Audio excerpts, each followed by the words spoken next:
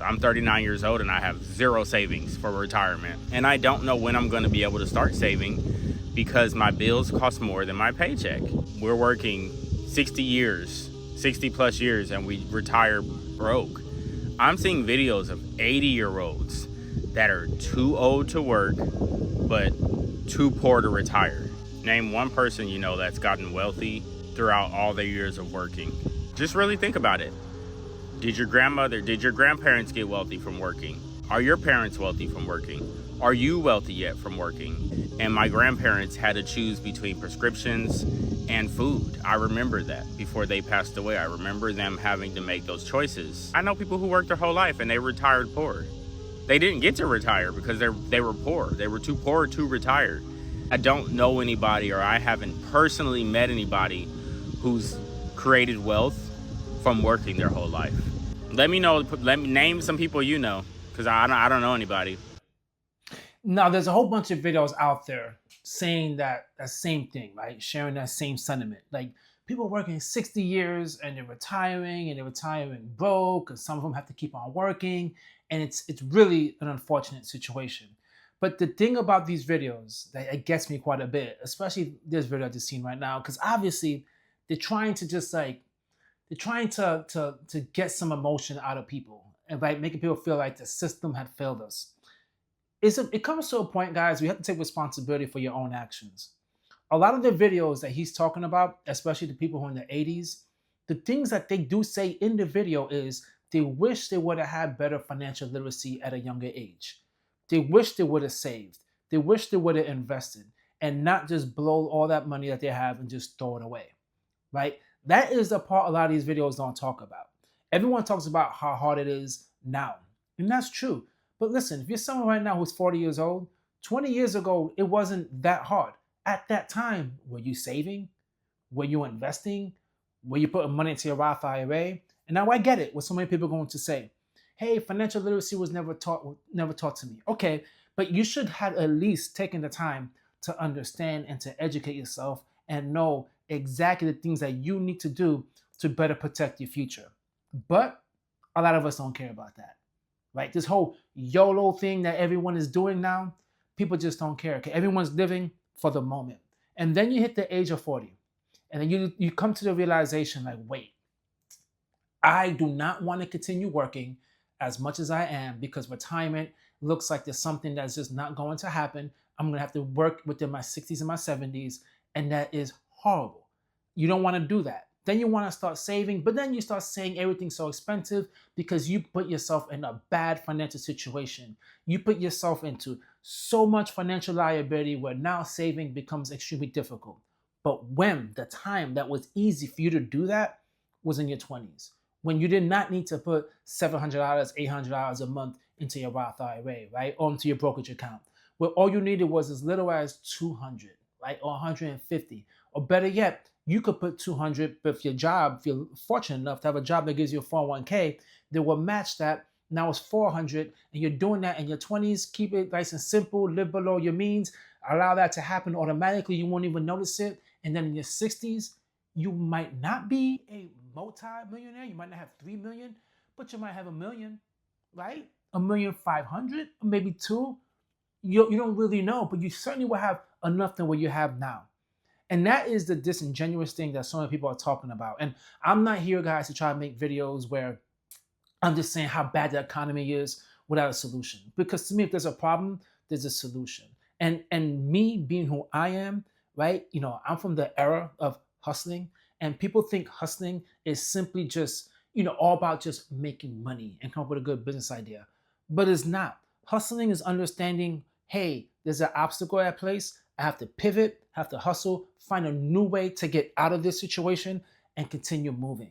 But so many people now, they just hit a certain wall and that's it. They stay there. They don't find ways to get around it, nothing. They just stay there and just hear saying how hard life is. That is usually the signal that you need to do something new, something different. And if you are in a very bad financial situation, then your change that you need to do might not need to be a small little change, a small little pivot. It might need to be something radical. It might need to be you pick up two jobs and it's temporary so you can get yourself out of the situation that you're in to put yourself in a better position. But these videos make me cringe because to me it's like, okay, you're telling people what's the point? No one with a job retired, which is not true. I know so many people that had a 9 to 5 and they retired with working a 9 to 5 because they had either a pension, which I understand now there's not pensions, or they had a 401k, or they invested and they did the things that they're supposed to do. Money is coming into your hands, right? Now, what you do with it is on you. If you don't want to save, you want to invest, then it's okay. You want to just buy material things or whatever, then that's okay. It's your life, but you didn't handle your business. You have to know your job that you're in is not forever.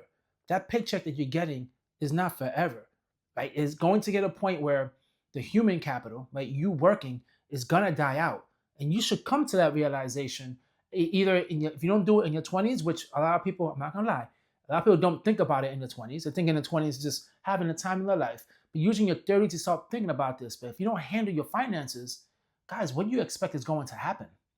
Right now, I know plenty of people, like as he said, that did not retire with a lot of money and did not retire wealthy. But if you have a conversation with them, it's because they never saved, right? They never saved, they never invested.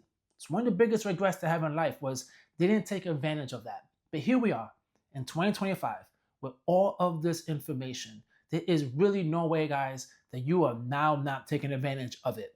Even if you feel like it's too late, right? You have to take advantage of it. And simply just saying, my paycheck's not enough to cover my bills is not enough, man. It's not enough. You got to reevaluate your bill and see what's up and see what's going on. Because as simple as cutting back a few subscriptions or cutting back on a few things, that right there will give you a small little cushion to save something. To save something. And hopefully, if you're someone who's struggling, at least maybe if Social Security is still around, which I think it will be around. It just won't be the full amount it is now. It might be a little less. With the money you save in some Social Security, at least life won't be as stressful.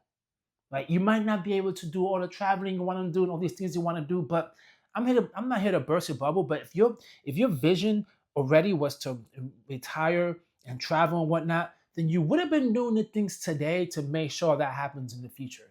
So obviously, that life that you want to have in retirement, you really are not either passionate about it or you really didn't think about it. So guys, if you're out there right now and you're struggling your paycheck to paycheck, really take a look at your income.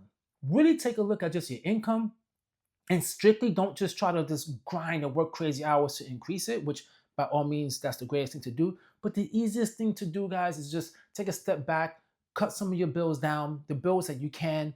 Maybe you have to move in with your parents or whatever the case may be, but there is options.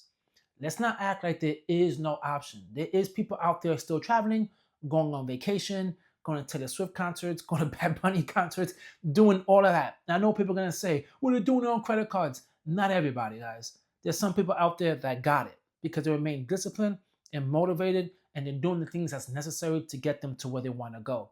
But if you're someone out there that's all boo-hoo, the economy is this, Trump that, right? Trump doesn't dictate my lifestyle and he doesn't stop me from my goals and things that I want to do.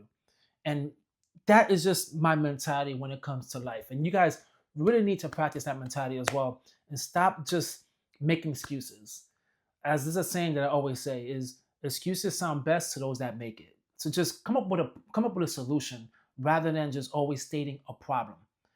As I said, I'm not trying to sound, I know people are going to take this video and think that I'm like, I'm being insensitive or whatever. I'm not. But in reality, guys, you just need to get out of your situation and keep it moving. You just cannot remain stagnant and expect things to get better if you're doing nothing about it.